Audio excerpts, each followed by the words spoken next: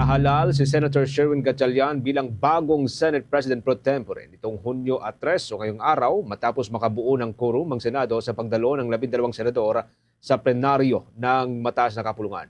Nakamit ang quorum nang dumalo si Senator Francis Escudero kasama ang mga miyembro ng minority bloc na nagbigay daan upang maituloy ang sesyon ng Senado.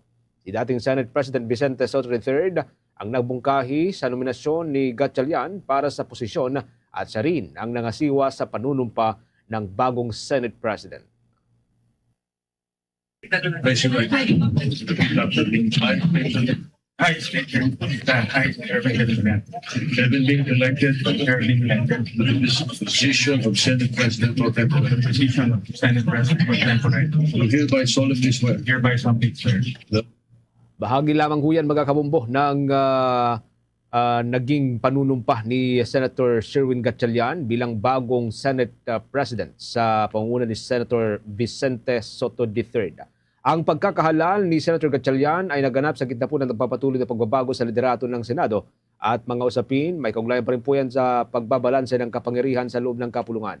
Matapos ngang pagkakahalal ng senador bilang Senate President, agad na nagmosyon si Senator Tito Soto na bakantehin ang bawat komite ng Senado. Mr. Presiding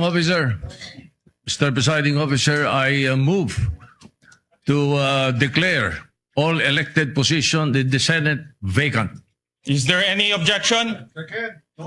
Duly seconded. The motion is approved. Yan pa rin po ang bahagi ng kaganapan kanina at kasabay pa rin po niyan mga kabumbo. Agad pong naghalal ng mga bagong chairperson ng bawat komite ng Senado ang 12 present doon ho sa nangyaring sesyon. Ang magsisilbi bilang Finance Chairperson ay si Senator J.V. Ejercito. Ang magsisilbi naman bilang Chairperson ng National Defense and Security, Peace and Unification and Reconciliation ay si Senator Tito Soto III. Si Senator Ping Lacson naman ang magsisilbing Chairperson ng Public Order and Dangerous Drugs Committee at maging ang Committee on Accounts. Nakikita ho ninyo ang listahan sa inyo pong mga screen para po sa mga viewers, mga nanonood sa atin ngayon pong gabing ito, mga kabombo. Karagdagan pa rin po dito si Senator Erwin Tulfo ang magsisilbing chairperson ng Committee on Accountability of Public Officers and Investigation. Ito ho yung kilala bilang makapangyarihan na Blue Ribbon Committee. Siya rin po ang magsisilbing chair ng Social Justice, Welfare and Rural Development Committee. Si Senator Raffy Tulfo naman ang magsisilbing chairperson ng Committee on Public Services. Nagbabalik bilang chairperson ng Basic Education si Senator Bam Aquino, habang si Senator Kiko Pangilinan ang nagbabalik bilang chairperson ng Senate Committee on Agriculture, Food and Agrarian Reform. Samantala, magsisilbi pa rin pong chairperson ng Senate Committee on Health and Demography si Senator Riza Ontiveros. Si Senator Lito Lapid, magsisilbi po siyang chairperson ng Games and Amusement.